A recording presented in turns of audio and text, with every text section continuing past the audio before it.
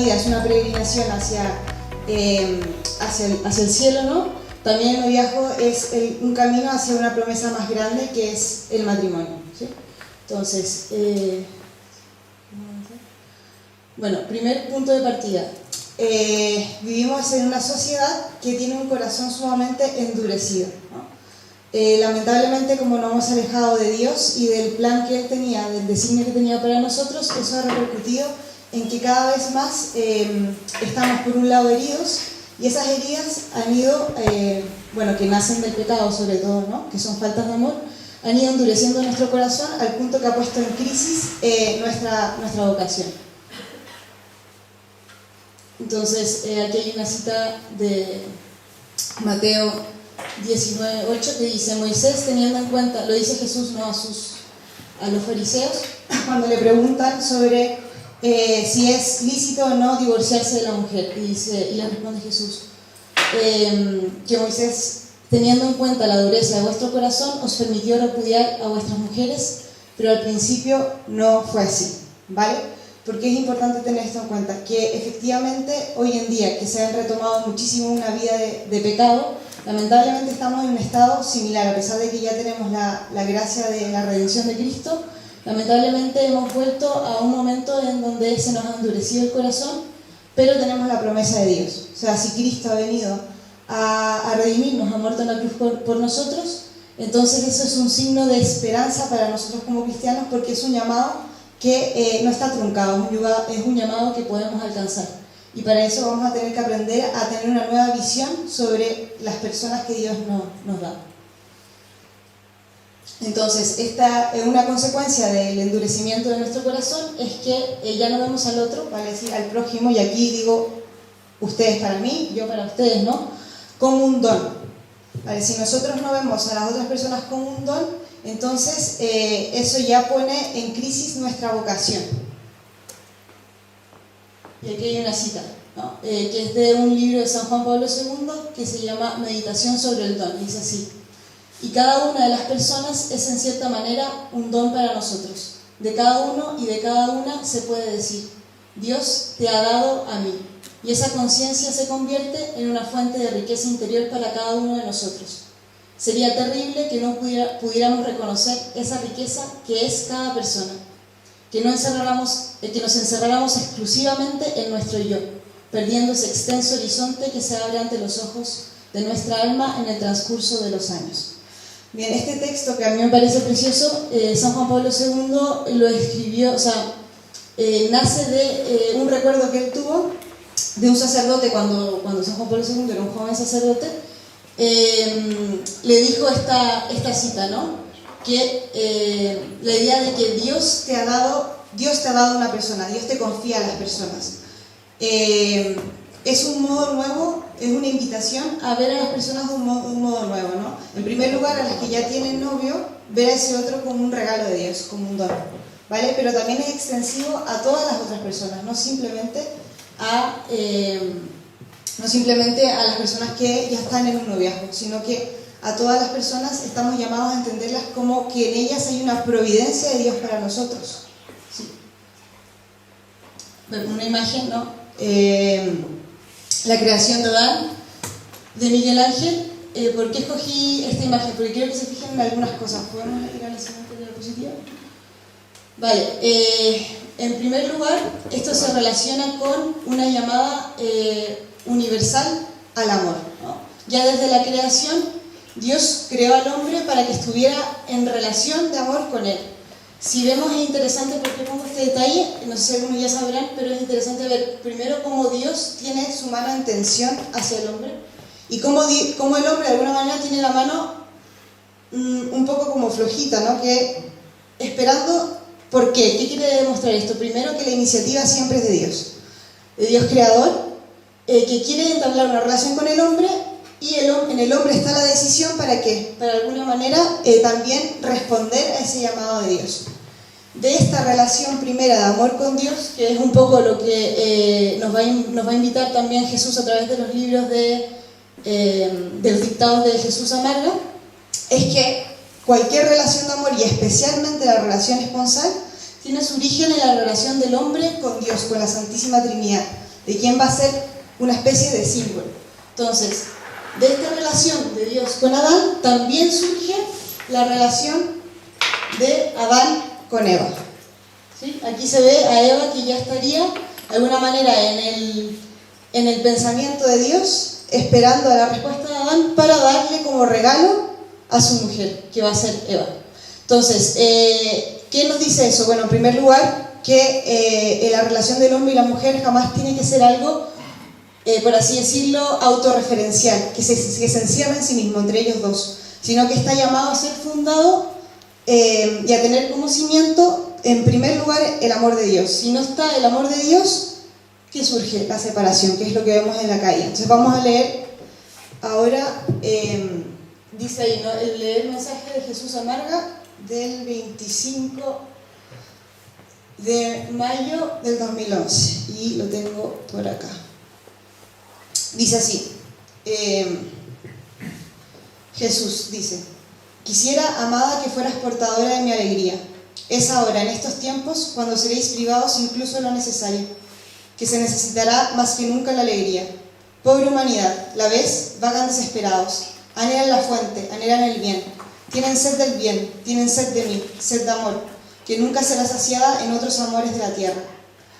Yo, para el hombre y la mujer, era el esposo llamado a unirme en nupcias eternas con ellas. Cómo, al desdeñarme, se busca su insatisfacción eterna. Entonces, bueno, la idea primero de que Dios busca una relación esponsal con cada uno de nosotros. Estáis llamados a lo grande, y no quiero que os conforméis con menos. No es mi deseo que prolonguéis una agonía de apariencia de matrimonio, sin tener la valentía de enfrentaros con la mentira. Buscad la verdad en todos los momentos de vuestra vida. Hombre y mujer llamados a una íntima unión entre ellos, llamados a una profunda unión con su Creador. A semejanza del amor de Dios por ellos, es el amor entre los hombres en el matrimonio. En fin, hasta ahí la cita, ¿no? Bueno, me quiero detener muchísimo en este punto porque cualquier idea de realizar una relación fuera, de alguna manera, de una relación en primer lugar con Dios, es algo que está destinado, por así decirlo, a la división del hombre.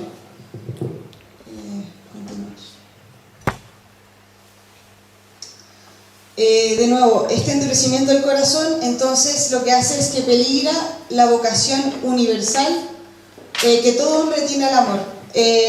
Antes de entrar en el noviazgo en sí mismo, creía que era importante tener en consideración que todos estamos llamados a tener una relación de amor. No solamente las personas que ya están casadas o que sienten un llamado al matrimonio. Obviamente hay otro tipo de estados de vida, como la vida consagrada, que también es un llamado al amor. Entonces, aquí hay una cita que reafirma esta idea. El amor es, por tanto, la vocación fundamental e innata de todo ser humano. Esto es de Familiares Consorcio, ¿no? La persona llega a la perfección a que ha sido destinada desde toda la eternidad, en la medida en que ama, cuando descubre que ha sido llamado por Dios al amor y hace de su vida una respuesta a ese fin. A pesar del estado en el que nosotros nos encontremos en este momento, si nosotros recordamos que nuestro llamado es siempre al amor, tenemos que confiar que de alguna manera Dios pone en nuestra vida concreta, hoy en día, hoy, en este momento, en el presente, los medios para poder alcanzar esta vocación, que es la vocación al amor. Vivimos muchas veces con ciertos vacíos, y lo digo en primera persona, ¿no? Porque nos olvidamos de esto, ¿no? Y creemos siempre, vivimos de alguna manera proyectando que la felicidad vendrá cuando aparezca esa persona, o cuando ya me case, o cuando, etc. Pero esto nos recuerda que no, que nuestra vocación es, en primer lugar, al amor, y eso se logra en lo concreto de lo cotidiano. Eso también se ve muy reflejado en los libros de Marga, justamente donde Dios nos llama a una entrega amorosa en lo cotidiano, en lo pequeño, en lo sencillo, y es algo que hay que empezar a practicar ahora, porque de lo contrario, cuando llegue ese momento en que Dios nos pida a través de una mediación concreta, concretar un estado de vida, si nosotros no hemos hecho el trabajo de aprender a amar en lo concreto, en lo pequeño, en el trabajo de todos los días, les aseguro que no vamos a vivir con la plenitud que Dios quiere nuestra vocación. Entonces, vamos a ver. Bien, entonces el orden de esta vocación al amor, que es una vocación universal, es primero que yo me reconozco como un don de Dios. O sea, yo he sido creado por amor, imagen y semejanza de Dios. Entonces mi punto de partida es yo reconocerme como un don y como hijo de Dios. Si yo me reconozco como un don, entre comillas, debería nacer espontáneamente un deseo de gratitud y de devolver a Dios lo que Él me ha dado. Dios me ha dado la vida, primero creándome, y me la ha vuelto a dar a través de la redención, ¿no? De la muerte, del sacrificio de Cristo. Entonces, mi respuesta es, como Él se ha donado completamente a mí, yo me dono a Él, ¿no? Y lo segundo, de esa primera vocación que es a Dios, nace la segunda, que es reconociéndome yo como un don, como un hijo de Dios, también yo tengo un llamado a amar a Dios concretamente a través de los otros y a yo donarme a las demás personas, a través del servicio, a través de lo que Dios me vaya poniendo en el corazón, y también y siempre recibir a la otra persona como un don para mí. Aunque esa persona me pueda parecer en un principio un poco molesta o lo que sea, siempre esa persona de alguna manera tengo que ser capaz de verla con la mirada de Dios, que es finalmente un don, una oportunidad de entregarme a Dios a través de esa persona. ¿Por qué pongo esta imagen? Bueno, para hacer un pequeño stop, porque sí, todo esto es muy bonito, pero ¿por qué es tan importante remarcarlo? Porque vivimos en una sociedad sumamente narcisista, hedonista, que tiende a mirarse a sí misma y que comprende muchas veces, lamentablemente, la vocación, y también en ese sentido los cristianos, los católicos, muchas veces la entendemos así, como mi vocación, ¿no? Mi vocación, mi plenitud, mi autorrealización, pero no. O sea, básicamente la vocación es siempre, primero, un llamado a salir de uno en pos de Dios y del prójimo. Jamás es algo autorreferencial, incluso entre los mismos novios o el mismo matrimonio, jamás tiene que ser un matrimonio que se cierra. No, siempre que tiene que ser un matrimonio, una pareja en salida, porque su misión es en la sociedad. Dios lo ha querido así. Tiene que ser una vida, un matrimonio que esté abierta a servir a Dios en lo concreto, porque tiene una misión. Y entonces el peligro grande es quedarse en lo hermoso de las emociones, en el romanticismo, etc., y generar una vocación que al final no es tal, porque se reduce a yo me busco mi satisfacción a través del otro y busco que el otro llene mis vacíos y viceversa, ¿no? Entonces, hay que dejar de mirarse a uno y empezar a mirar a Dios para poder caminar hacia lo que Dios quiere del matrimonio y la familia.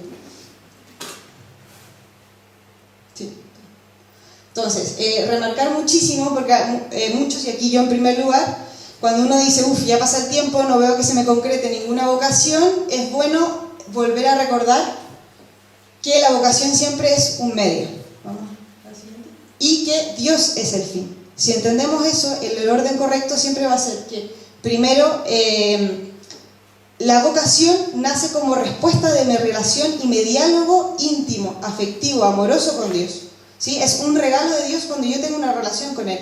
No es simplemente algo que se me da, como una misión, como una tarea, como cuando tu jefe te dice, haz esto, o tu madre haz lo otro. No, al revés, siempre es a través de un diálogo amoroso, y es en mi relación con Dios de donde salen los medios concretos para yo servirlo, y esos medios concretos son estados de vida, ¿vale? Pero siempre Dios es el fin y la vocación es un medio, y por tanto, por así decirlo, está en un nivel secundario, pero Dios lo ha querido para nosotros y siempre va a buscar forma de concretar esa vocación. Sí. Entonces, vale, ahora pasamos al segundo punto. El noviazgo como camino, nunca como destino.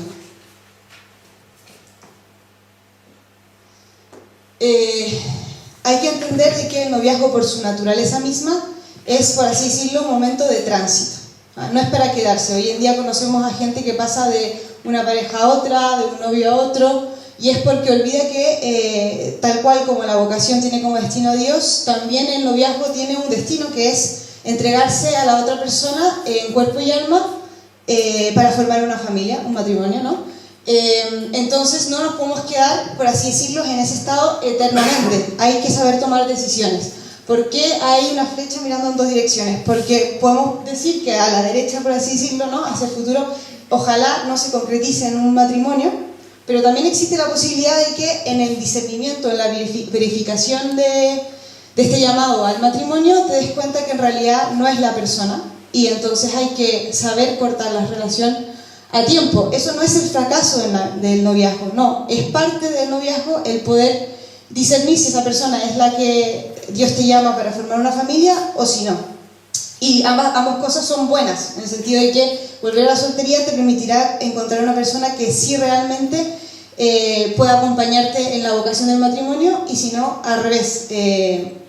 Si no, corres el riesgo de quedarte en una relación que finalmente te va a terminar haciendo mal, ¿no? Continuamos. Vale. Eso era simplemente para recordar un poco, ¿no? una imagen para recordar el destino último del noviazgo, que es finalmente formar una familia, ¿sí? Donde la entrega se concreta en la fecundidad, ¿no? Entonces, podemos decir, y aquí estoy siguiendo a José Noriega, que es un sacerdote de los discípulos del corazón de Jesús y María, que fue mi profesor en el Instituto Juan Pablo II, y que trata justamente de la importancia de entender el noviazgo como un itinerario. Y ahí él va a decir que el noviazgo es varias cosas, entre ellas una escuela de amor. ¿Por qué? Porque es un proceso de aprendizaje. Es también un tiempo de gracia, porque con el noviazgo se va a inaugurar un nuevo tiempo, ¿vale? Luego del encuentro entre dos personas que deciden concretarlo porque sienten que puede haber un llamado, Dios va a donar de manera especial su gracia para que en ese momento ellos puedan ir creciendo en amor hacia Él y entre ellos, ¿vale? Luego, es un tiempo de prueba, lo saben, ¿no? Todos los que están de novios o han pasado por noviazgo saben que siempre es un tiempo de prueba, y está bien que sea así, porque justamente porque en la prueba es donde se va confirmando y se va asentando y fortaleciendo una relación. Sin la prueba no sería posible, ¿no? Tal cual como nadie va a transformarse, por así decirlo, en un atleta no haciendo nada, sino que necesita del trabajo y del sacrificio que implica tener una vida saludable, hacer ejercicio, etc. Lo mismo, ¿no? La prueba es como esa especie de gimnasio del amor, ¿no? Y luego la verificación. José Noriega va a preferir la palabra verificación a la palabra discernimiento. ¿Por qué? No porque no esté de acuerdo con el discernimiento ignaciano en absoluto, sino porque como vivimos en una sociedad tan emotivista, tan sentimentalista, se tiende a creer que el discernimiento se reduce a un ¿cómo me siento?, ¿no? Me siento ahora desolado, no son capaces de entender verdaderamente los movimientos del corazón, porque tenemos un corazón muy desordenado y muy herido. Y entonces es muy importante verificar. ¿Cómo se verifica? Bueno, se verifica en primer lugar teniendo un corazón que te ayude a, primero, entender la grandeza y el llamado del matrimonio, las exigencias propias del matrimonio, e ir viendo cómo Dios dispone de manera concreta en tu vida de medios para ir creciendo en ese amor. O sea, de alguna manera, para verificar yo necesito tener un contacto con la realidad. Si no tengo contacto con la realidad, me puedo yo estar montando una fantasía preciosa, pero que no se verifica. Para verificarla tengo que yo tener un encuentro real con mi pareja, y eso también sirve muchísimo de ayuda a una comunidad. O sea, el hecho de que ustedes están ahora participando de una comunidad de oración, de sacramentos, les va a ayudar también en el proceso de verificación de esa vocación. Esta era una pequeña advertencia, que a diferencia del matrimonio, que sí hay un magisterio bastante desarrollado, sobre todo a partir del siglo XX, en el caso del noviazgo, ni en la Biblia ni en el magisterio está muy desarrollado, en parte porque se entiende como un proceso de tránsito, y también porque el noviazgo, como lo entendemos hoy en día, es algo nuevo, ¿sí? O sea, en la Biblia no existe el noviazgo como lo conocíamos nosotros. Las personas directamente se comprometían, que fue lo que hizo José con María. Ya estaba pensado desde un momento en que ya iba a ir el matrimonio de todas maneras. No existía este proceso como más largo de discernimiento. Pero sí nos van a dar unas pistas de estas dos exhortaciones apostólicas, una de Juan Pablo II de 1981, que es Familiaris Consortio, y luego Amoris Laetitia del Papa Francisco del 2016.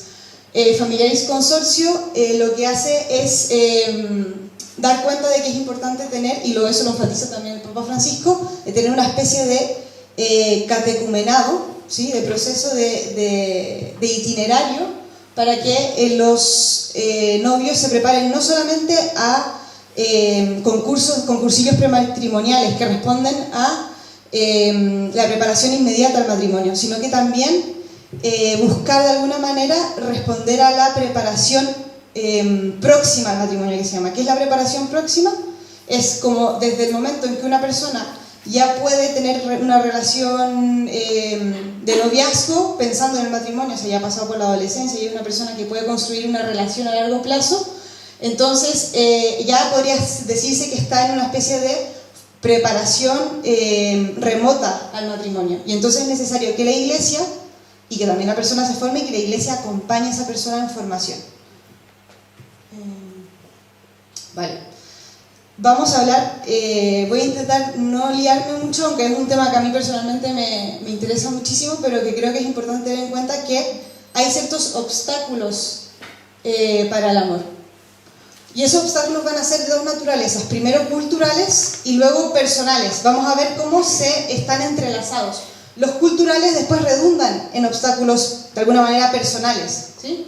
Entonces, los más típicos, y que coinciden varios autores, van a ser la visión romántica, ¿no? Que eso surge en el siglo XIX y que entiende el amor como una especie de emoción, ¿no? Emoción, sentimiento intenso que viven dos personas y que no tiene ningún tipo de futuro. De hecho, en el romanticismo, los autores románticos generalmente el símbolo típico que demuestra el amor de los amantes son relaciones extramatrimoniales de adulterio. ¿Por qué? Porque ahí está la pasión, supuestamente, y reducen el amor a la pasión y no están mirando al matrimonio, al revés, el matrimonio lo entienden como si fuera una especie de cárcel que mata el amor, ¿no? Entonces nosotros somos herederos de esa idea, lamentablemente, y tendemos a creer que el amor se reduce a la parte sentimental, que el sentimiento acompaña al amor, efectivamente, pero no se reduce a eso, ¿sí? Entonces hay un riesgo de entender que todo es simplemente lo que yo siento, y mientras más intensamente yo siento, entonces más amor hay, ¿no? Luego también está la revolución sexual de los años 60, que lo que va a hacer es separar los dos significados del matrimonio, que me imagino que ustedes más o menos los conocen, ¿no? El significado unitivo del procreativo. El unitivo es el que une a hombre y a mujer, ¿no? Y el procreativo, que tiene que ver con la fecundidad, con estar abiertos a la vida. En la revolución sexual separa esos dos significados que están intrínsecamente unidos, ¿no? Y hace que también nosotros tendamos a ver a las otras personas como un objeto de placer. Vale, luego la ideología de género, que dentro de la ideología de género también nos encontramos con el feminismo radical, va a generar una idea va a trasladar la idea marxista de la lucha de clases a las esferas, a otras esferas de las relaciones humanas, y en este caso va a poner en confrontación, como ya lo vimos en otras sesiones acá de formación, va a haber una disputa, una batalla entre géneros, entre hombres y mujeres, donde sobre todo la mujer va a sentir al hombre como una especie de opresor. Y bueno, también la ideología de género con todo lo que tiene que ver con la crisis sobre la separación entre el sexo biológico del género, que ellos llaman, ¿no? Y eso también genera una crisis de identidad, donde la persona que no sabe quién es realmente separa su sexualidad, que es parte del ser humano, o sea, nosotros somos cuerpo, alma y espíritu. Al separarlo, de alguna manera piensa que el amor es lo que a esa persona le apetezca en cada momento. Y finalmente pongo ahí el capitalismo, en el sentido de un capitalismo exacerbado que tiende a ver en todo bienes de consumo, ¿vale? Entonces estos todos van a ser, como por así decirlo, obstáculos culturales. Estos obstáculos culturales luego van a redundar en la esfera personal de cada uno y va a provocar heridas. Entonces, la relacionada con el romanticismo va a ser el emotivismo. Y aquí yo, la primera, puedo decir que he sido absolutamente víctima de esta concepción del amor, donde yo por lo general reducía el amor a un sentimiento pasional fuerte, ¿no? Intenso. Yo más sentía, entonces yo más amaba. ¿Cuál es el riesgo de esto? El riesgo, bueno, son muchos, ¿no? El primero es que la emoción no es un buen fundamento para construir nada. ¿Por qué? Porque es cambiante, es absolutamente fluctuante y no se puede construir desde allí nada. O sea, yo hoy día siento algo y mañana puede que no lo sienta. Y también en ese sentido el enemigo, que es muy astuto, el demonio, ¿no?, sabe muy bien cómo tentarnos y jugar con nuestras emociones. Él puede hacer eso como ángel, que por la naturaleza angélica que tiene, que ya no es ángel, no es un demonio, puede muy fácilmente manipularnos a través de las emociones. Y como estamos tan acostumbrados a ser dependientes de nuestras emociones, juega muchísimo con eso. ¿Ah? O sea, hay que estar muy atentos, porque especialmente las personas que están en un noviazgo se van a dar cuenta. Y no sé si esto es algo más propio de las mujeres, pero a mí me pasaba muchísimo, que yo estaba constantemente preguntándome como si fuera una especie de termómetro. Siento esto, ayer ¿por qué sentía más y ahora siento menos? ¿Vale? Y eso genera una especie de paranoia donde finalmente no vives el presente, no estás preocupándote de amar realmente a tu pareja y sin darte cuenta la estás reduciendo al sentimiento que esa persona te provoca o te deja de provocar en cada momento. Luego también otro riesgo del emotivismo, estoy yendo muy rápido, perdón. Vale.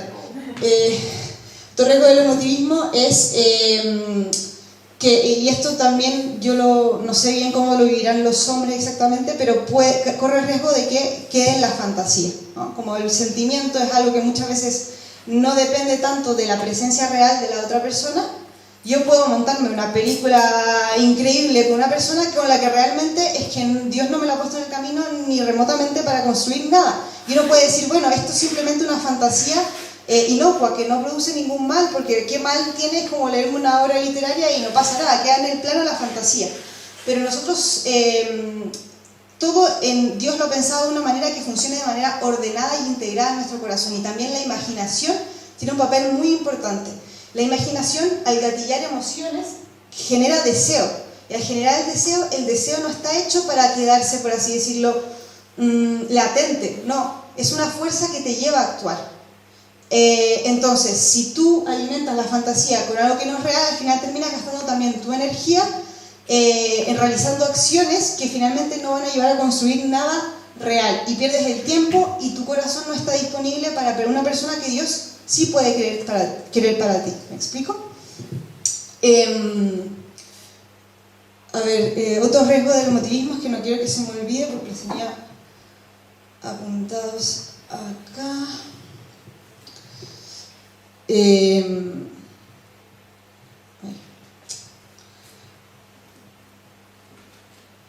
Otro riesgo del emotivismo sería, esto es muy importante, sí, puede conducir a la infidelidad,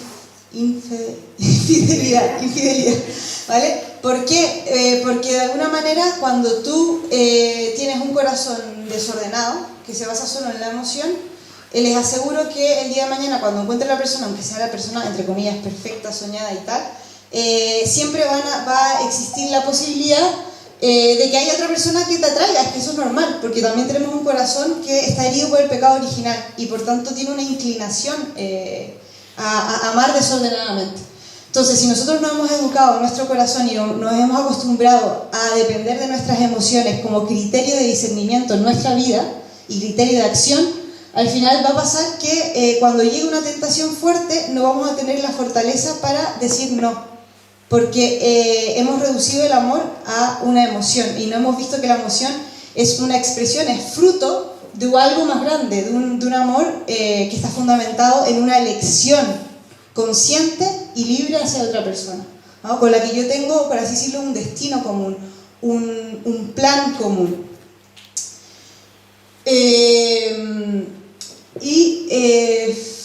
¿Había otra cosa importante? Eso ya lo dije, ¿no? Que está el riesgo de generar la emoción como un criterio de discernimiento. La hipersexualización, en este caso, se deriva de lo que habíamos visto antes, culturalmente tiene que ver con la revolución sexual de los 60. ¿No? Tendemos a ver a la otra persona como una fuente de placer para nosotros. Y también muchas veces nosotros nos dejamos reducir, porque supuestamente hablan de relaciones consentidas, ¿no? Donde hay un consentimiento por ambas partes. ¿Qué problema hay si yo libremente escojo ser utilizado por otro y esa otra persona me puede utilizar? Es parte de mi libertad y a mí no me parece algo malo. Bueno, ¿qué pasa? Que en realidad nuestro corazón tiene una naturaleza y cuando tú haces mal uso cuando tú te dejas de alguna manera utilizar y no ser amada como un fin, sino como un medio, eso va generando heridas en tu corazón, aunque tú no lo veas, aunque obtengas placeres inmediatos por ello, finalmente te va a ir cada vez más hiriendo y endureciendo el corazón, te va incapacitando para amar realmente. Y eso lo vemos claramente en las personas que caen, por ejemplo, en la pornografía o en la masturbación, que finalmente es tener un deseo sexual que no está ordenado hacia su fin, que es una intimidad amorosa con la persona que va a ser tu esposo o tu esposa, y pensado en una fecundidad que no tiene por qué simplemente ser, y que también por supuesto lo es en primer lugar los hijos, pero que también es una fecundidad que tiene que ver con ser fecundos para el mundo, ¿no? En general. Luego, lo otro es una concepción del otro como enemigo. Esto tiene que ver con la ideología de género, lo dije, lo expliqué antes, ¿no? Cuando yo entiendo que la otra persona ya no es un don para mí, sino que es una fuente, puede ser de opresión, de sufrimiento, y esto lo saben capitalizar muy bien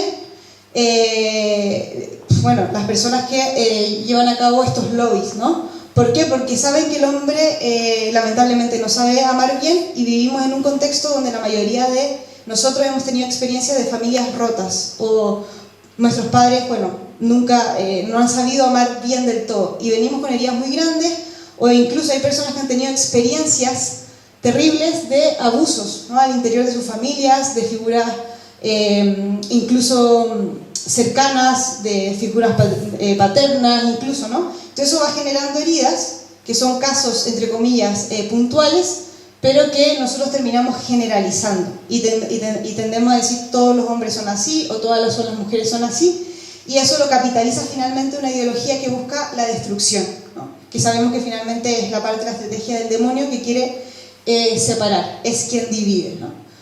Luego, el otro como un bien de consumo, esto tiene que ver con la idea del capitalismo. Entonces, lamentablemente, tendemos a ver a la otra persona como un bien. Esto es un poco parte de vivir en un mundo absolutamente tecnologizado, industrializado, que nos ha acostumbrado a tener todo a la distancia de un clic, ¿vale? Una vida muy cómoda, muy inmediata, donde en general podemos saciar nuestros caprichos de manera sumamente eficiente, eficaz e inmediata. Entonces eso se ha trasladado lamentablemente al ámbito de las relaciones interpersonales, y ahí tenemos, por ejemplo, pienso ahora en ¿cómo se llama esto? Tinder o este tipo de aplicaciones donde no quiero entrar ahí a un debate moralizante sobre si es que es lícito o no utilizarlas, ahí ya es cosa de cada uno, pero sí es verdad que dentro de ellas también hay una concepción de la otra persona como un bien de consumo que yo puedo tener a mi disposición, donde yo no busco verdaderamente un compromiso, necesariamente no, o sea, lo que yo busco es mantenerme entretenida, ¿no? Y lo que yo quiero es no estar solo, y en ese no estar solo, en realidad no estoy buscando ni donarme, ni recibir al otro como don, sino que sobre todo estoy actuando desde mis heridas. Y luego la idea de control. Aquí,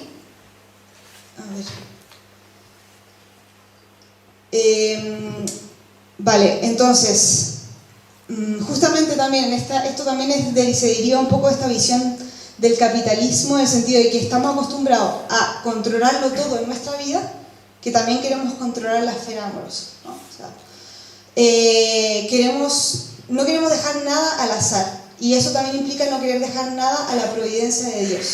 Quiero decir con esto, muchas veces no dejamos que Dios actúe en nuestras vidas porque tenemos tanto miedo a que las cosas no funcionen como nosotros esperamos, que tendemos a controlarlo todo, y eso ya es desde planificar toda nuestra vida hasta de alguna manera que eso puede ser a través de la tecnología, de hacer pronósticos, de tener todo súper planeado, caer en un activismo, pero también puede ser, incluso hay personas que caen en esta idea de control a través de prácticas esotéricas. Muchas veces las personas entran en esto a leerse las cartas del tarot o a hacer otro tipo de cosas. ¿Por qué? Porque tienen muchísimo miedo a sufrir.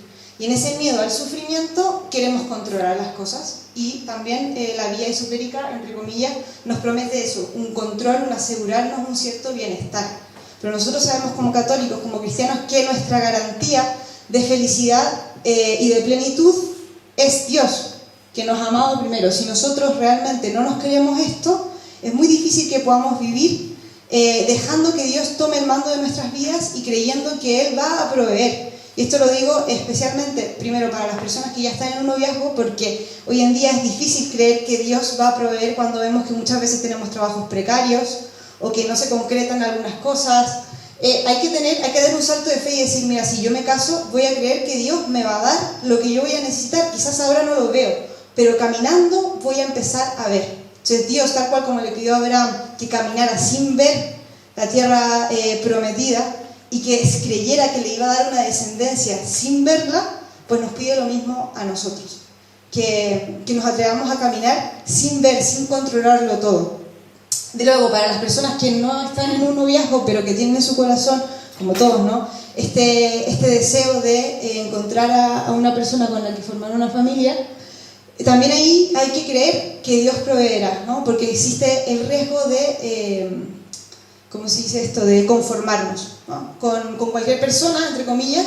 Tampoco hay que caer en exigencias absurdas, pero de creer que Dios va moldeando tu corazón. Y si tú vas buscándolo a Él en primer lugar, Él funciona como una luz y como una guía que te va a ir poniendo. Y lo hemos experimentado todos. Creo que si ustedes están sentados acá es porque de alguna manera ya han experimentado en su vida, en diferentes ámbitos, la providencia de Dios, como Él te va poniendo personas, como Él tiene un cuidado amoroso por cada uno de nosotros.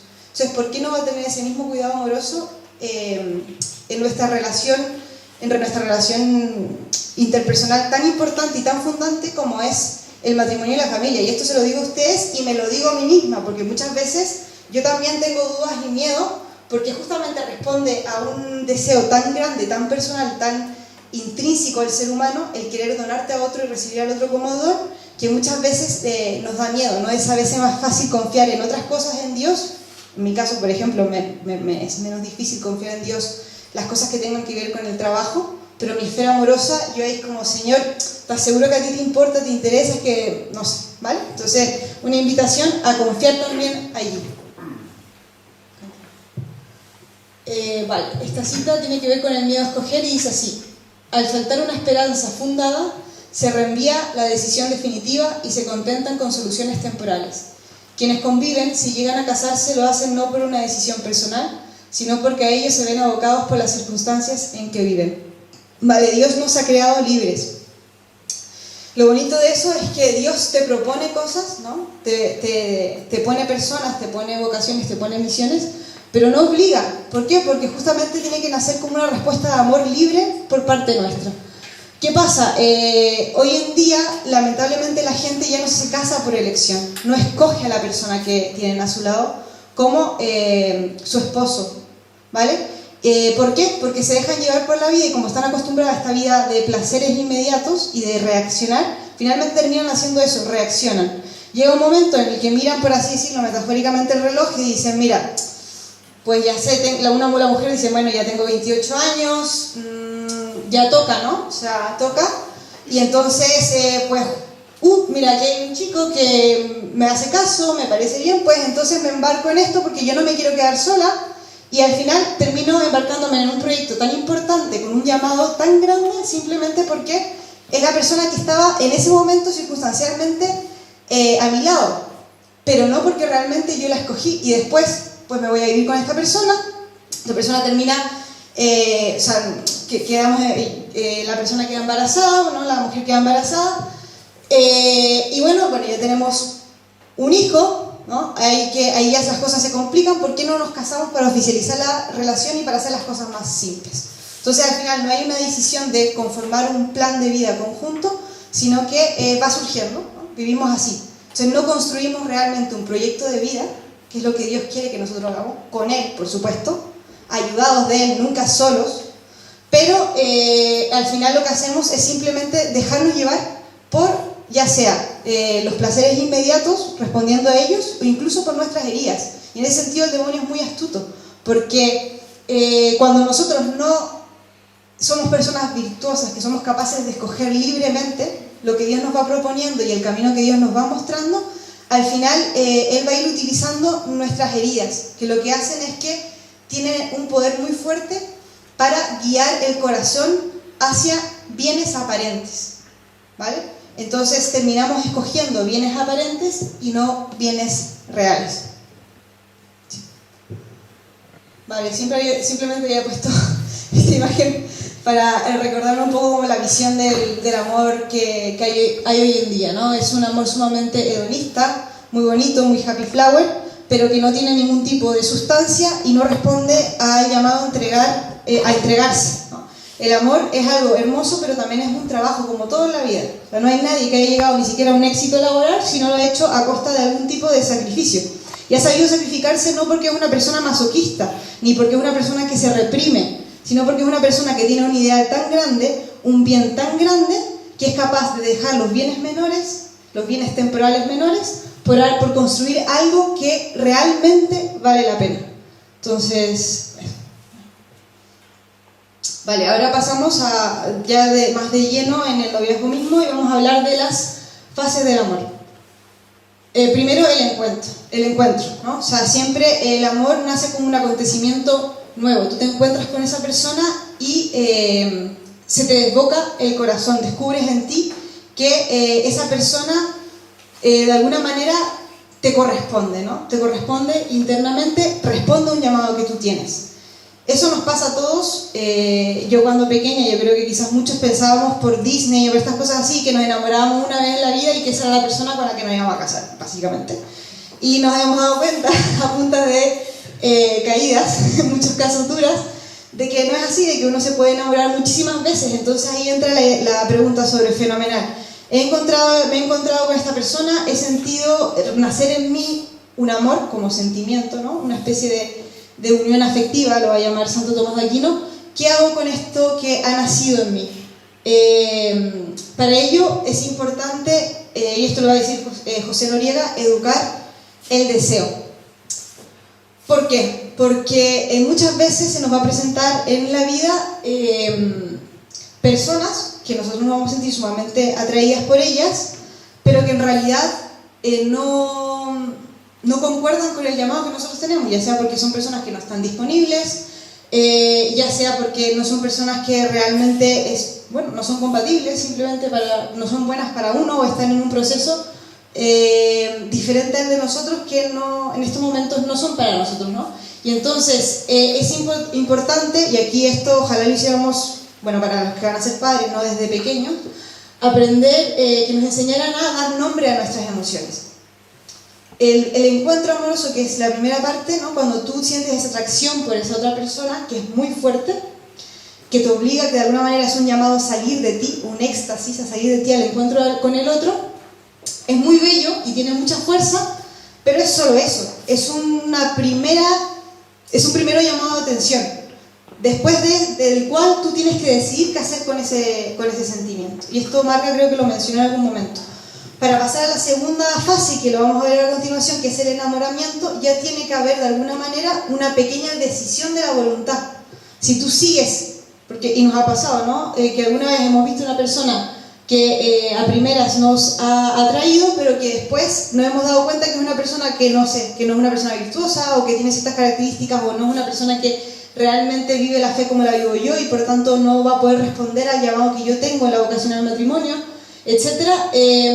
Entonces yo puedo poner freno a esto, ¿sí? Entonces por eso es muy importante ver dónde conduce. Vivimos en un momento de nuestra vida que las personas no se preguntan eso, simplemente se preguntan: ¿me apetece? ¿Me siento bien? ¿Me gusta? Esas son las preguntas que nos hacemos a la hora de discernir. No, tenemos que ahora aprender a hacernos otro tipo de preguntas. Vale, yo siento esto, fenomenal, pero ¿dónde me conduce? ¿Este sentimiento tiene algún sentido en mi proyecto de vida? ¿Se concuerda con lo que Dios me ha ido revelando a mí misma en mi relación personal con Él, en la oración, a través de los sacramentos, ¿no? Si yo me enamoro de una persona que está casada, además que obviamente no voy a estar llamando al matrimonio a una persona que ya está casada, ¿por qué hay personas que sí se embarcan en estas relaciones? ¿Por qué? Porque no se preguntan dónde me conduce el sentimiento, simplemente se dejan llevar, dicen: uy, siento algo tan especial por esta persona, me siento tan atraída, tal, pero no son capaces de poner el par y decir: vale, yo también soy una persona racional, yo tengo que aprender a conducir mis emociones para que me ayuden a vivir de manera plena no simplemente dejarme llevar por ellas. Entonces yo me pregunto, ¿dónde me está conduciendo esta emoción? Y se los doy como criterio. A mí me ayudó un montón a crecer porque yo me di cuenta que en primer lugar, una de mis grandes debilidades era el emotivismo. Yo decía, uy, siento esto, vocación, ¿vale? Era igual a vocación. No, hay que ver hacia dónde conduce. ¿Cómo escoger? ¿Cómo ser escogido? Bien, aquí esto es la pregunta por el criterio. Entonces ahora, fenomenal, he sentido algo por alguien, ¿cómo puedo escoger? La pista ya la di, ¿no? Primero preguntándome hacia dónde, cómo es esta persona y hacia dónde me va a dirigir este amor. No tengo que tener todas las respuestas ahora, el noviazgo también es un proceso para poder de alguna manera discernir, ¿no? Pero la pregunta que hay que hacerse antes de embarcarse en el noviazgo es decir, con esta persona yo podría empezar un camino de verificación hacia el matrimonio. No necesariamente preguntarme, la pregunta ¿me voy a casar con esa persona? Es una pregunta que viene después, cuando ya estoy en el noviazgo. Pero sí preguntarme, ¿es una persona con la que quizás Dios me está permitiendo ver si yo puedo verificar el matrimonio? Y si es que esa relación finalmente no funciona, también Dios habrá querido enseñarme algo, habrá querido revelarme algo a través de mi relación con esa persona. Y luego, ¿cómo ser escogido? Porque muchas veces, como estamos tan centrados en nosotros mismos, tendemos a ser egoístas, pensamos en la persona ideal que queremos para nosotros. Pero aquí quiero que ustedes se pregunten, ¿soy yo esa persona ideal para la otra? O sea, ¿soy yo una persona virtuosa? Una persona que ha hecho un proceso de integración de su corazón, un proceso de sanación, una persona que sabe poner a Dios en el centro de tal manera que yo voy a poder amar adecuadamente a la persona. Entonces, yo quiero escoger a una persona virtuosa, pero yo también tengo que ser una persona virtuosa. Entonces, primero y en primer lugar, piensen ustedes en qué persona quieren hacer, porque puede ser que no estén ahora en un noviazgo, pero este es el momento, en su caso, el kairos, el tiempo propicio, es para poder ir creciendo justamente en virtud, en preparación para poder amar bien a la otra persona. Si no, lo único que van a hacer es hacerse daño mutuamente. ¿Sí? El enamoramiento. Bueno, este es un vídeo que es muy simpático, que me imagino que algunos de ustedes ya lo conocerán, que un poco después del encuentro, y que de alguna manera hemos visto que esa persona sí puede entrar en un plan de vida más grande, tiene sentido para mi vida, yo me permito enamorarme de esa persona. No sé si podemos poner play. Vale, entonces, como nos ponen ahí en el vídeo, me pareció que, quizás algunos ya lo conocían, es probable, pone muy bien de manifiesto la diferencia entre el enamoramiento, que se puede reducir muchas veces a la emoción, al encuentro amoroso con la persona, que se gatilla en un principio y que es de carácter bastante hormonal y que por tanto tiene, por así decirlo, una especie de fecha de caducidad en cuanto a intensidad, ¿vale? Y luego el amor ya como un compromiso, una decisión libre, que también va acompañada del sentimiento, no deja de tenerlo, pero no es ese cóctel de hormonas y de intensidad que uno vive en un principio. Vale, entonces, tercera fase, el conocimiento afectivo, ¿vale? Entonces luego, me enamoré, en general el hombre y la mujer tiene un tiempo un poco diferente, tengo entendido, y esto ya lo tendrán que corroborar los hombres, que el hombre en general se enamora, por así decirlo, es más fácil que se enamore a primera vista, ¿no? O sea, que sienta una atracción muy intensa por la otra persona y que quede innubilado por esa persona. En cambio, la mujer tiene un ritmo un poco más despacio, donde en general se deja, por así decirlo, conquistar por el hombre, y por eso mismo la mujer tiene una ventaja sobre el hombre, que es que ya, incluso en el proceso de enamoramiento, ha hecho un conocimiento más afectivo de la otra persona. La ha ido conociendo y de alguna manera ha querido conocer su carácter para poder embarcarse en el enamoramiento. En cambio, el hombre ha sido un poco más, lo vio, donde puso el ojo, puso la bala, ¿no? Y de alguna manera eso también hace que la desilusión en el hombre venga un poco después, cuando ya ha pasado el efecto tan fuerte de las hormonas. El hombre ya empieza a ver a la mujer con un poquito de más realidad, y ahí tiene que él hacer un esfuerzo, poder ir haciendo ese conocimiento de escoger a la persona, ¿no? Pero lo bueno del enamoramiento es que es un primer punto de entrada. El conocimiento afectivo nos tenemos que hacer ciertas preguntas. ¿Cómo es la otra persona? ¿Ah? Quiero conocerla. No es simplemente pasar un buen tiempo con esa otra persona, sino cómo es esa persona. Solo si realmente la conozco, la estoy amando. Si no, yo estoy enamorada de una fantasía, de una proyección personal que yo tengo, pero no de la persona tal cual como es. Luego, ¿qué le gusta? ¿Qué cosas le gustan? ¿Qué cosas no? Ahí también, eso no lo pongo, pero también tengo que ir conociendo su pasado. ¿Cuáles son sus heridas? ¿Cómo las ha ido sanando? ¿Cuál es la relación que esa persona tiene con su familia? ¿Sabe amar bien? ¿Es una persona que sabe comprometerse?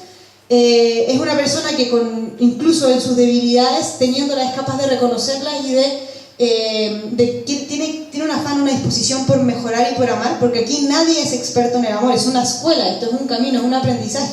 Tampoco uno puede esperar que la otra persona sea perfecta, pero es importante que al menos tenga la disposición de amar. Si realmente es una persona que quiere amar, entonces ya es algo por lo que podemos trabajar. Si es una persona que no está interesada en amar realmente, pues no hay mucho que hacer. Ahí hay que ser muy sinceros y muy valientes también para parar la relación, porque te das cuenta que es una persona que no tiene la misma concepción del amor que tienes tú.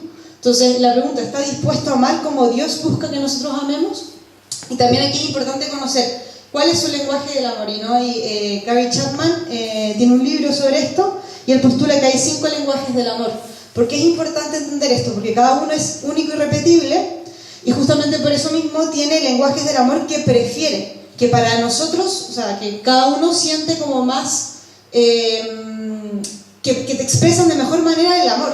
Y entonces es importante conocer los lenguajes del amor de tu pareja, porque muchas veces uno tiende a amar al otro proyectando sus propios lenguajes del amor. Entonces, si yo, por ejemplo, para mí es muy importante tiempo de calidad o el contacto físico, pero para mi pareja es más importante las palabras de afirmación o los actos de servicio, entonces yo voy a tender a buscar el contacto físico y el tiempo de calidad, pero mi pareja pues necesita otro tipo de amor, y justamente yo tengo que aprender a descentrarme, no buscarme a mí misma, porque de eso se trata el amor, sino buscar al otro. Y si yo sé que esa otra persona tiene otros lenguajes, pues intentar amarlo de esa manera, de esos lenguajes del amor que él tiene, ¿no? Creo que se explican bastante bien ahí. Las palabras de afirmación justamente son palabras positivas, ¿no? De que la otra persona se sienta valorada. Justamente una persona que su lenguaje del amor primordial es las palabras de afirmación, si tú constantemente la estás machacando y diciéndole que hace las cosas mal, que es algo que pasa muchísimo más en el matrimonio que en el noviazgo en general, esa persona se va a sentir muy poco querida, muy poco amada, muy poco valorada. Luego, tiempo de calidad, como lo dice ahí, no es simplemente estar uno junto al otro viendo una película en Netflix, eso no es tiempo de calidad. Tiempo de calidad es tener un proyecto juntos, ¿no? Hacer actividades, ponerse al servicio de otros, vivir apostolados también, invertir tiempo en conocer al otro, ¿vale? Buscar maneras creativas. Aquí en este sentido es muy importante tener la creatividad. Si no hay creatividad, el amor termina muriendo. Luego, otras personas, su lenguaje del amor va a ser los regalos. Hay personas que les gusta muchísimo, siempre están pensando en pequeños gestos. No tienen por qué ser grandes regalos, extraordinarios, no. Basta con cosas pequeñas que demuestren que estás pensando en el otro y que de alguna manera eres capaz de ver esos gustos personales que tiene el otro. Son regalos pensados en el otro. Luego, actos de servicio, que justamente, como lo dice, puede ser desde ayudar a sacar la basura, acompañar a una persona a estudiar, recogerlo cuando necesitan recogerlo en el coche si no tiene coche, estar a disposición del otro, ¿no? Servirlo. Y bueno, el contacto físico, que son ya todos los gestos de amor, que en el noviazgo sabemos que siempre tienen que guardar la castidad, sobre todo.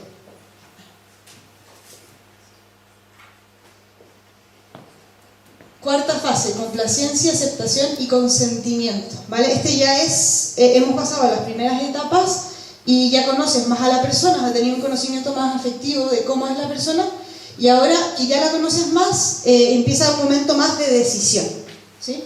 ¿Por qué? Primero, la complacencia tiene que ver con que has visto que esa otra persona, has confirmado, has verificado que es una persona con la que puedes tener un llamado al matrimonio y te complace, sientes una felicidad, un gozo, un reposo en esa persona, ¿vale?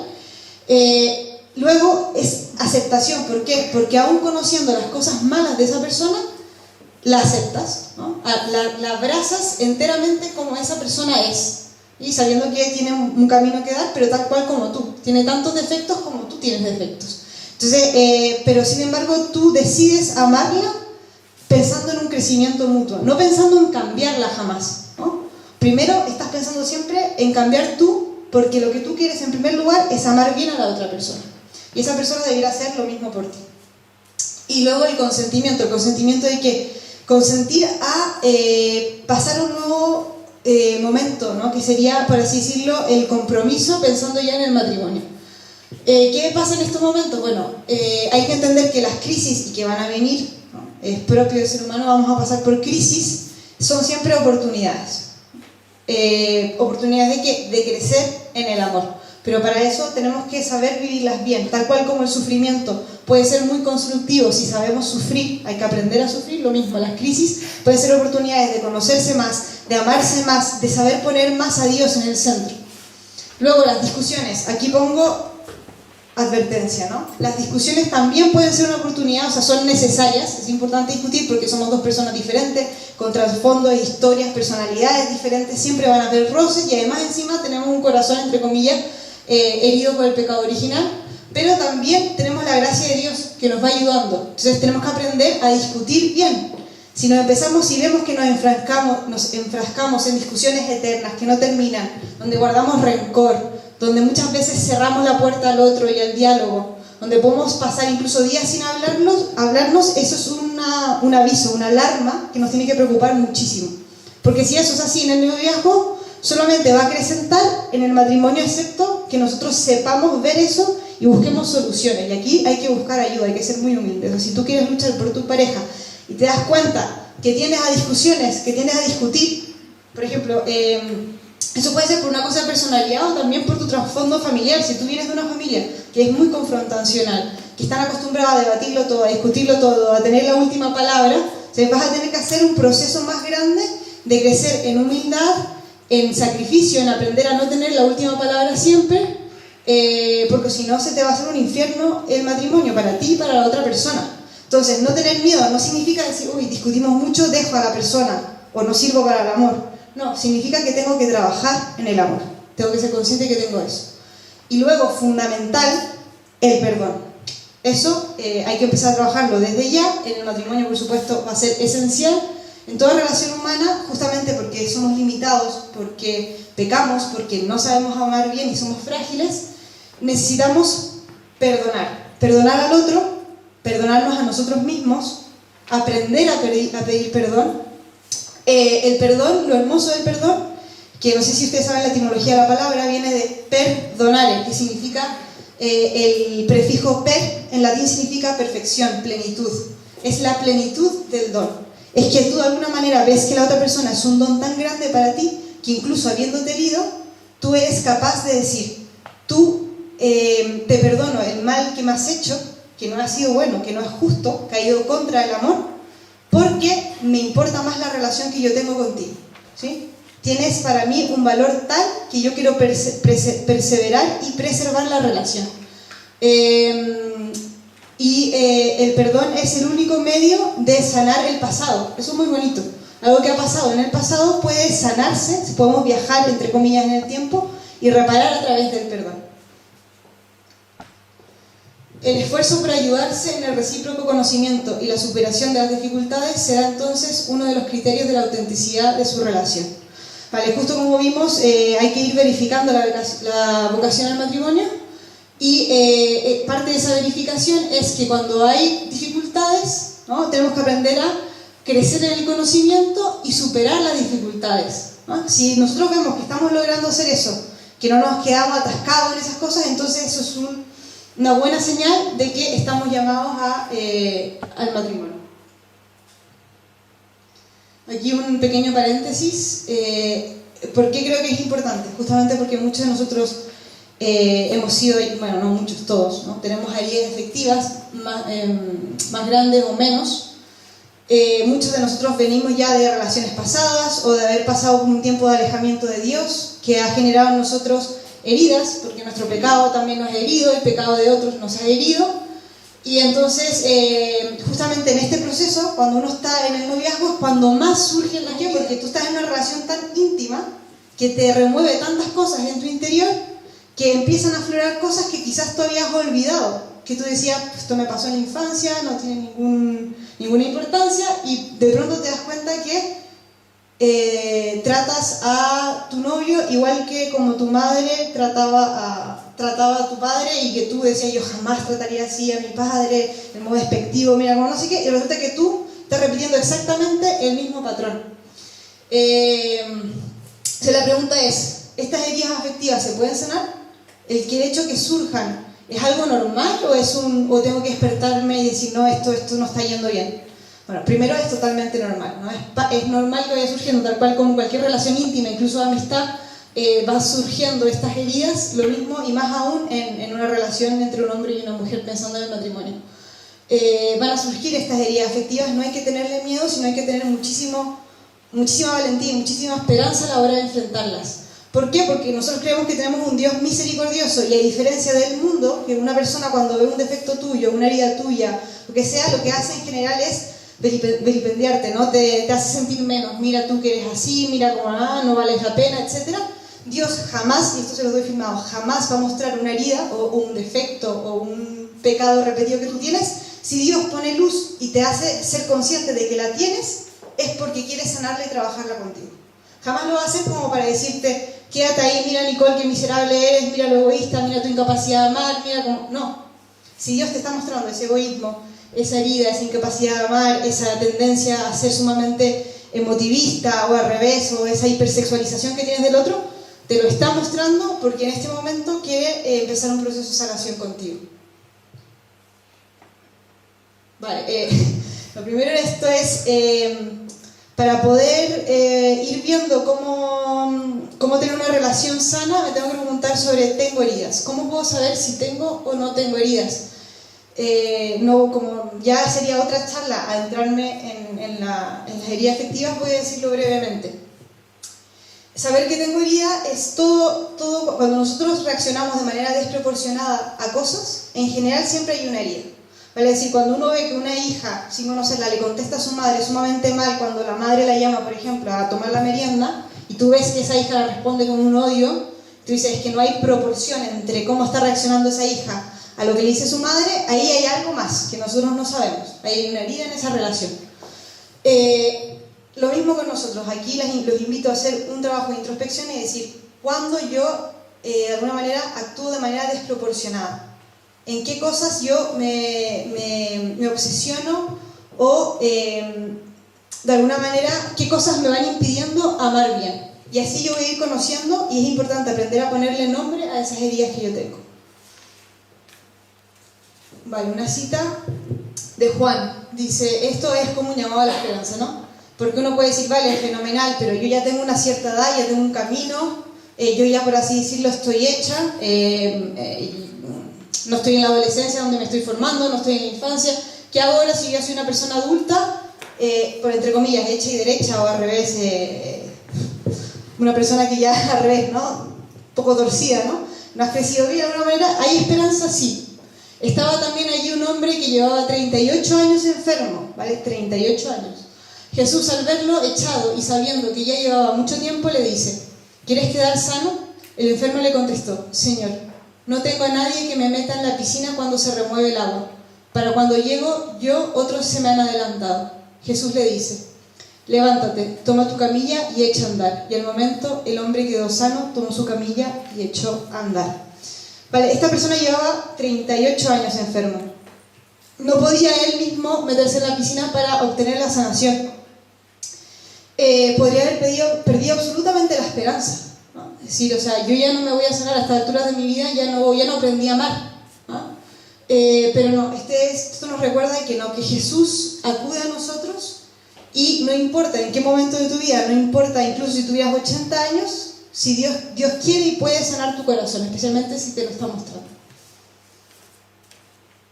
Luego, como les dije, no hay que ser valiente, y en este sentido la aceptación es una palabra clave. Tengo una herida, la tengo que aceptar. Yo no puedo sanar lo que yo no acepto, y eso tiene que ver con la dinámica de amor. Lo que nos va sanando no es que Dios llegue con una especie de varita mágica y me sane como lo hace un médico. Bueno, un médico no lo hace con una varita mágica, evidentemente, pero lo que quiero decir es, no es que Dios nos da un servicio al sanarnos, sino que es la relación de amor con Dios la que nos va sanando. Y por eso mismo, incluso, aunque Dios sabe y ve muchas veces nuestras heridas, como se dan cuenta en la cita de Juan que vimos, Jesús no llega y sana a la persona, le pregunta, ¿tú quieres quedar sanado? ¿Por qué? Porque Dios siempre respeta nuestra libertad. Y si Dios ahora, por ejemplo, te está mostrando, te está trayendo a colación algún tipo de herida que tú crees que tienes, Él no lo va a sanar si tú no quieres mostrársela a Él y no le pides activamente, Señor, mira, veo esto, me cuesta esto, lucho contra esto, ayúdame a sanar, quiero sanarme en esto. Podrá sanarte inmediatamente, podrá hacerlo después, va a hacerlo también a través de la providencia, poco a poco, pero que les aseguro que Dios va a sanar eso. Pero para eso tengo que aceptar que yo tengo esa herida. Luego, no puede haber sanación de heridas si es que no hay perdón. Y esto es muy, muy importante. De nuevo, se podría hacer un seminario completo sobre el tema del perdón.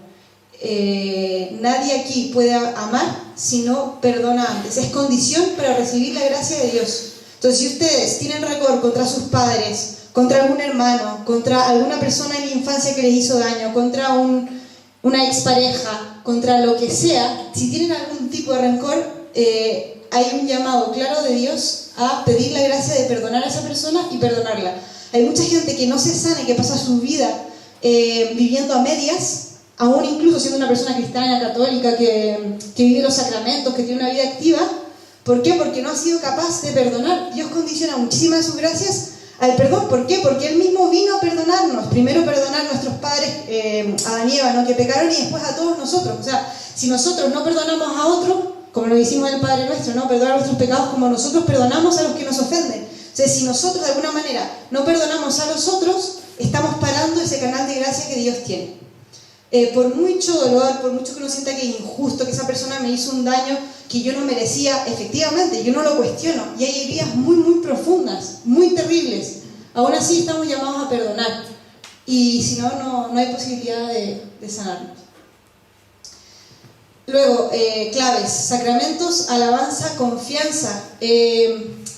Ustedes no tienen ni idea de lo privilegiados que somos de estar en la Iglesia Católica. Tenemos tantos medios para sanarnos. Dios, justamente como abunda el pecado, ha querido que sobreabundara su gracia. Tenemos los sacramentos, especialmente hay dos sacramentos que van a ayudar, todos tienen alguna esfera de sanación, pero dos que son claramente de sanación son primero la penitencia, la confesión. La confesión sana el corazón de hombre, lo fortalece. Entonces los invito aquí a confesarse. La Eucaristía es otro sacramento de sanación. La Eucaristía recibimos a Cristo mismo, que va sanando, configurando, integrando nuestro corazón, lo va ordenando para que podamos responder mejor a su amor y amar mejor a los otros. Entonces es fundamental la Eucaristía, la adoración eucarística. Hay un montón de sanaciones que se han producido simplemente por estar frente a Jesús Eucaristía. Después la alabanza. ¿Por qué? Hay muchas personas, y aquí aún me da culpa, por mucho tiempo y en muchos aspectos de mi vida yo he sido muy ingrata con Dios. Me decía, yo voy a alabar a Dios y voy a agradecer a Dios cuando yo vea los resultados que yo espero, ¿vale? Hasta que no vemos los resultados, entonces nosotros vemos a Dios con un cierto recelo, a veces con rencor. Tenemos una especie de falta de agradecimiento por nuestras vidas. No vemos en nuestra vida como un don, lo vemos como un peso. Todo esto no ayuda. El Señor nos enseña que primero hay que alabar, porque alabar significa verdad. ¿Qué quiero decir con esto? Aunque nosotros ahora en este momento estemos pasando por un tiempo difícil en nuestra vida, por un tiempo de lucha, de desierto, de lo que sea, la única manera de poder seguir avanzando hacia Dios es recordarnos quién es Dios. Y Dios siempre es bueno. Aunque veamos que en este momento, las cosas pintan mal, aún así nosotros tenemos que confiar en que Dios está permitiendo que nosotros pasemos por este momento para sacar algo sumamente bueno de ello. Y si nosotros empezamos a alabar, de alguna manera empezamos a tener una alegría al corazón que te permite ir avanzando. Nos permite ir saliendo del desierto. Y yo, personalmente aquí un pequeño mínimo testimonio. Yo vengo saliendo de una especie de desierto. Tuve una especie de 2 años muy, muy mal. Y tuve una lucha interna muy grande, ¿no? De creerle a Dios o no creerle a Dios. Siempre pensaba que mi felicidad estaba condicionada porque Dios me diera algo y mi desgracia sí que no me lo daba, básicamente. ¿Qué pasó? Que cuando salí del desierto, que perseveré, ¿por qué perseveré? Porque me sostuve no por mí, porque yo fuerza y ganas no tenía, vamos, ni de arrodillarme, ni de rezar, ni de nada. ¿Cómo perseveré? A través de los sacramentos, a través de la dirección espiritual, que se las recomiendo.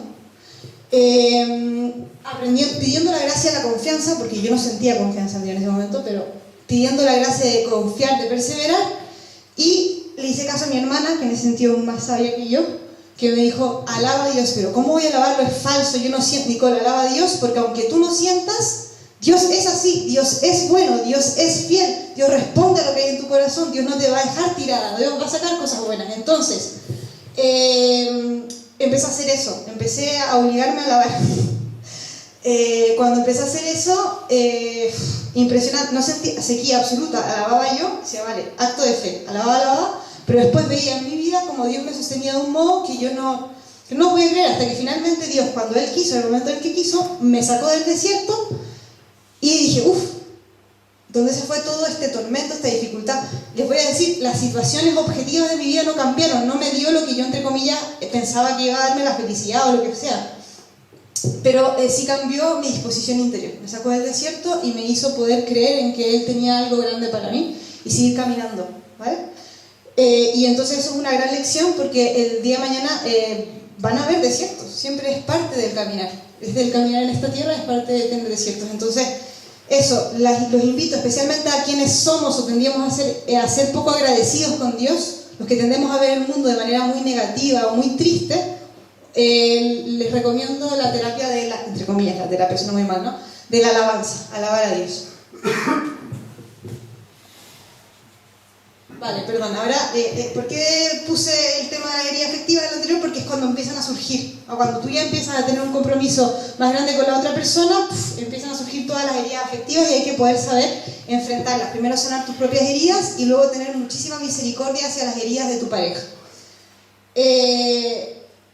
La intención, la quinta fase sería la intención. Te quiero querer para siempre, ¿no? Yo te escojo a ti para que me acompañes el resto de mi vida. Entonces, cuando en el momento en que tú escoges a esa persona y después eso se concreta a través del sacramento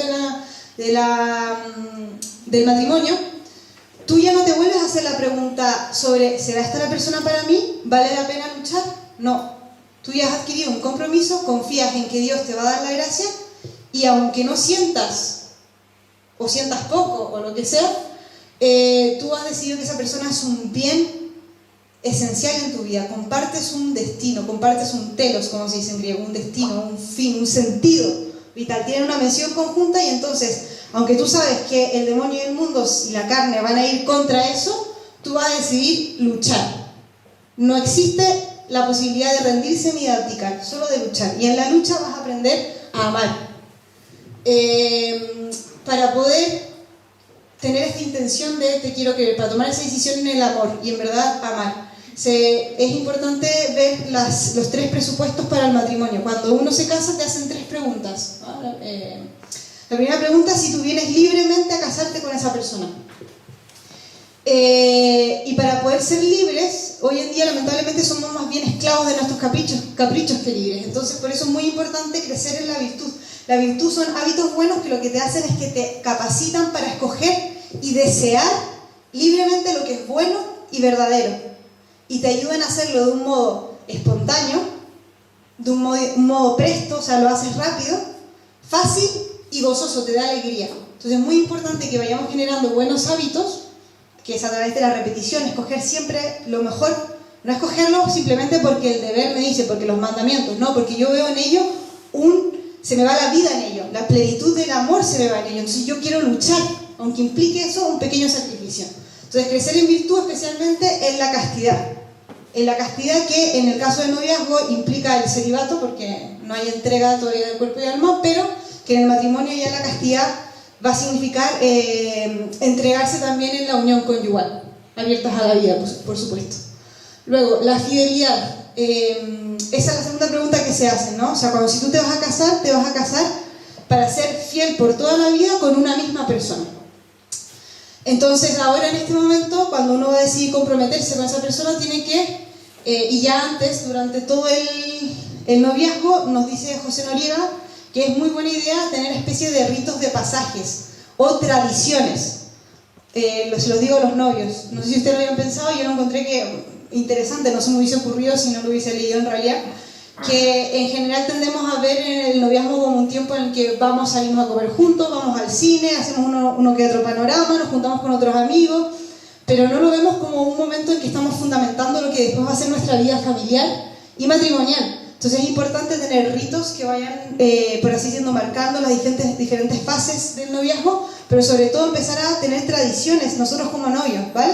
No sé, el rezo del rosario juntos, tener algún tiempo de retiro, conversar sobre cómo quiero que mis hijos vivan la fe, cómo los vamos a llevar a la fe, ir construyendo y proyectando ya lo que va a ser nuestra familia. Es muy importante por eso pensar ya las tradiciones no se improvisan, sino que son cosas que si tú las improvisas te vas a casar y se te va a olvidar y el rosario no lo vas a rezar nunca porque no vas a tener tiempo, la misa pues ya no tienes tiempo para ir todos los días, la oración personal o la oración conjunta, que es muy importante rezar juntos ya en el noviazgo, la empiezas a descuidar porque la vida pues es lo que tiene. Si tú no has tomado antes esa decisión porque has visto que es importante para ti, va a ser muy difícil que puedas ser fiel. Para ser fiel en lo grande, como nos recuerda el Señor, hay que ser fiel en lo pequeño. Entonces este es el momento para hacerlo.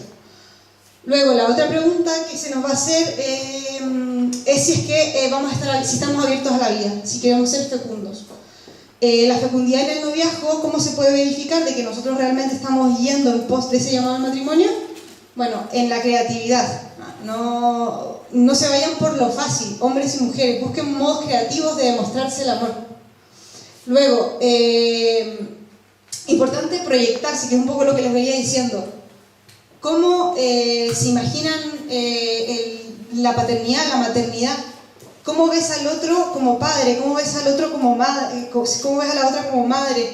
¿Qué cosas vamos a hacer juntas como familia? ¿Cómo vamos a priorizar tiempos juntos y que conozcan a Dios, etcétera? Y luego, no encerrarse en sí mismos, ¿no? El enamorado y la enamorada que se miran constantemente a sí mismos es una visión sumamente romántica, pero errada del amor, ¿no? Tenemos que tener siempre la mirada hacia Dios y hacia la sociedad, estar abiertos. En el momento del noviazgo también tenemos que ser fecundos, no simplemente cuando estemos ya casados y vengan los hijos. La fecundidad es también el poder entregarte y servir a los que Dios te ha puesto, y eso tienes que empezar a hacerlo desde ahora, ir viendo dónde Dios los va a ir llamando en su misión como matrimonio, que es una misión que obviamente el matrimonio y la familia ya es una misión interna de por sí privada, pero está abierta a la comunidad. La familia recibe la misión de custodiar, revelar y comunicar el amor como reflejo vivo y participación real del amor de Dios por la humanidad y del amor de Cristo Señor por la iglesia de su esposa. Este de Familiares Consorcio 17, remarcar de nuevo, ¿no? La idea de que la familia no es algo que está cerrado, sino que tiene una misión grande, tiene que ser reflejo vivo y participación real del amor de Dios por la humanidad y del amor de Cristo por su iglesia. No sé si algunos de ustedes dicen que reflejan eso ahora, pero es lo que tienen que lograr reflejar. Vamos. Bien, no me voy a detener mucho en esto, pero es simplemente recordar que no cualquier cosa es el amor tiene una verdad, y entender lo que es el amar. Santo Tomás de Aquino lo explica muy bien y dice que amor es querer un bien para el amado, y el amado ya deja de ser una persona separada, individual de mí, sino que yo la entiendo como otro yo. El amor lo que tiene de hermoso, y eso también nos sucede en las amistades, no solamente en relaciones amorosas, pero es mucho más íntimo y más claro en una relación amorosa, es que se produce una identificación con el otro, de tal manera que lo que le pasa a tu novio es como si te pasara a ti, tanto las cosas buenas como malas. Ese proceso de identificación te va a ayudar a ponerte siempre en el lugar del otro, pero te tiene que ayudar sobre todo a buscar modos concretos, a querer bienes concretos para la otra persona, a realizar acciones concretas para amar. ¿Por qué? Porque el amor no es simplemente buenos sentimientos, el amor son actos concretos.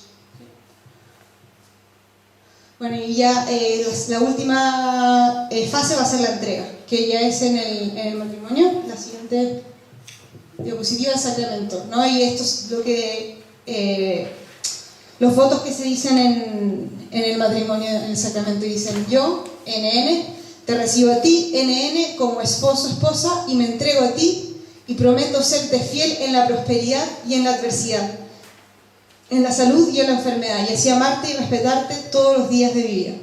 Vale, todos queremos este amor, todos queremos ser amados así, pero pocos trabajamos para amar nosotros de este modo. Es un amor que se proyecta en el futuro, y uno dice: ¿cómo puede ser que Dios pida que nosotros prometamos algo cuando yo no soy capaz de comprometerme ni en lo que voy a hacer el fin de semana, porque quiero que siempre tener todas las posibilidades abiertas, no me quiero perder de nada? O sea, es como me está pidiendo que yo me proyecte al futuro contra la prosperidad y la adversidad si yo no tengo ni idea ni qué voy a sentir, ni qué voy a pensar, ni nada. ¿Por qué? Podemos prometer porque nuestra promesa no está fundamentada en nosotros mismos, sino que está fundamentada en un llamado más grande, en una vocación que se sostiene en Dios, que es eterno, omnipotente, omnipresente, y que sobre todo es amor. Y entonces esa es la garantía de que nosotros podamos amar así. Por eso, un amor que no tiene a Dios en el centro es imposible de vivirse realmente. O sea, por eso también se quiebra tanto la familia. Incluso los que están casados por la iglesia piensan que el sacramento es como una especie de varita mágica que tú te casas y ya tienes el matrimonio. No, el matrimonio siempre es una respuesta a la gracia de Dios. Piensen que todos los santos matrimonios, entre esos los padres de Santa Teresita del Niño Jesús, recibieron exactamente la misma gracia matrimonial que han recibido todos los otros matrimonios que conocemos, y no todos llegan a ser santos. ¿Por qué? Porque depende de la respuesta personal que cada uno da a Dios. Justamente porque toda gracia viene de mi relación con Dios, y si yo voy creciendo en santidad y en amor hacia Él, Dios me va a ayudar a que yo pueda ser fiel a esta promesa y a poder vivirla íntegramente y así amar al otro. Vale, la cruz, ¿para qué? Para que no nos olvidemos. La cruz, muchas veces se ha dicho que cuando uno se casa, el otro es tu cruz, ¿vale? Yo siempre he odiado esa frase. Me generaba muchísimo rechazo, porque naturalmente nadie quiere sufrir, ¿no? Hasta que la comprendí de otro modo, ¿no? Cristo, donde más nos demostró su amor, fue justamente en su entrega en la cruz. Ahí Cristo realmente, obedeciendo, aprendió a amar, ¿no?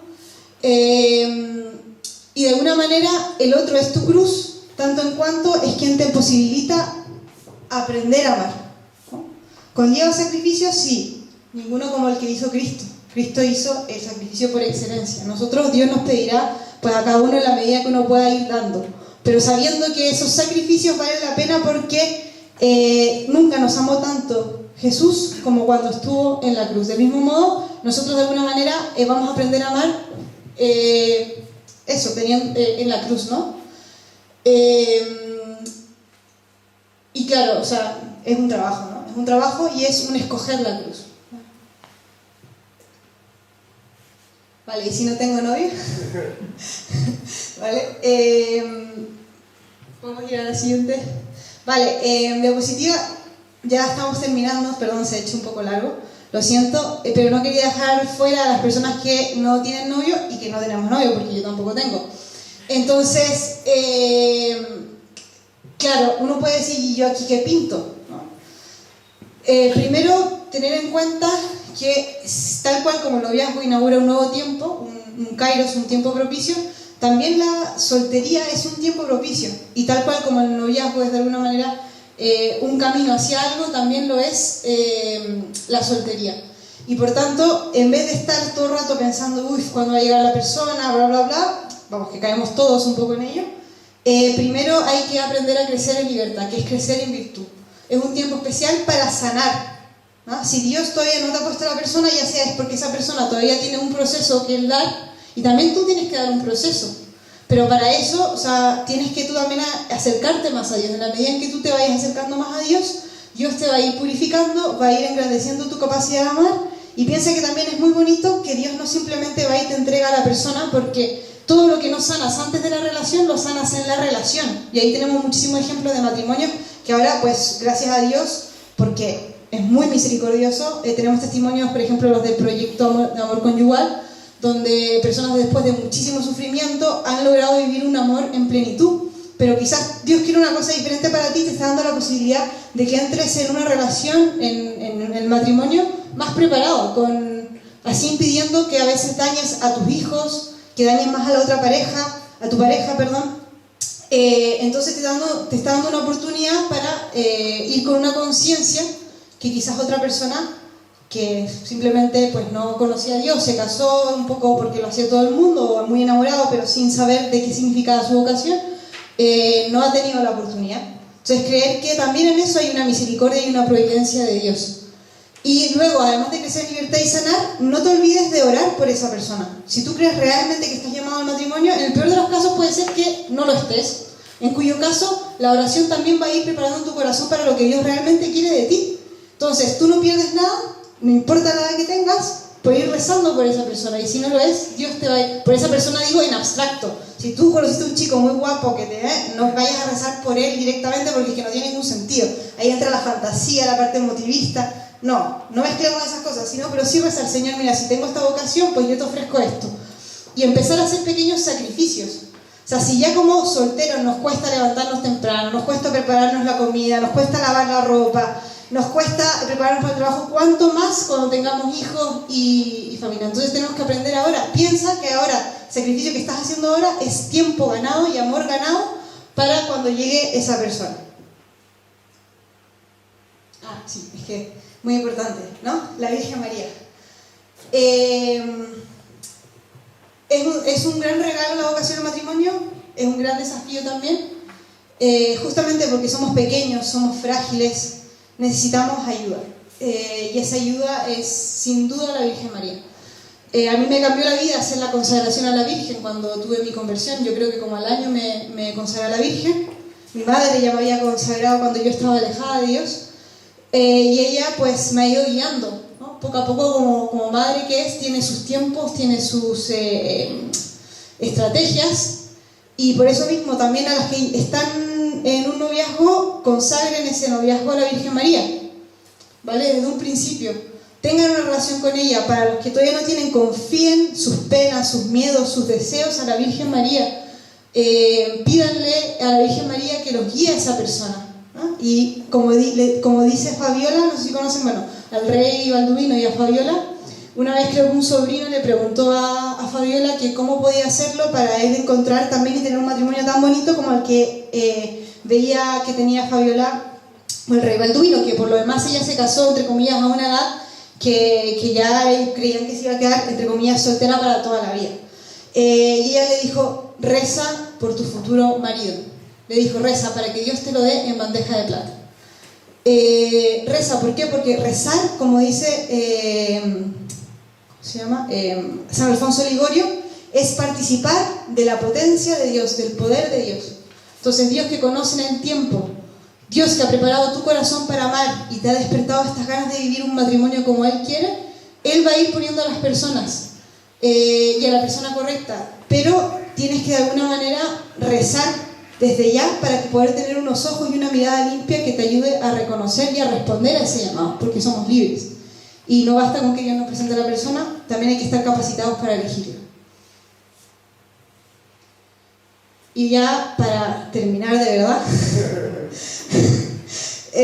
una cita de Spesalvi de Benedicto XVI, que es un llamado a la esperanza, dice así: solo la gran esperanza, certeza de que, a pesar de todas las frustraciones, mi vida personal y la historia en su conjunto están custodiadas por el poder indestructible del amor, y que, gracias al cual tienen para él sentido e importancia, solo una esperanza así puede en ese caso dar todavía ánimo para actuar y continuar. No importa tu pasado, tus heridas, las dificultades que tengas o que hayas tenido, que vas a tener, no importa, porque nuestra vida está sostenida por el poder indestructible del amor de Dios. Ya,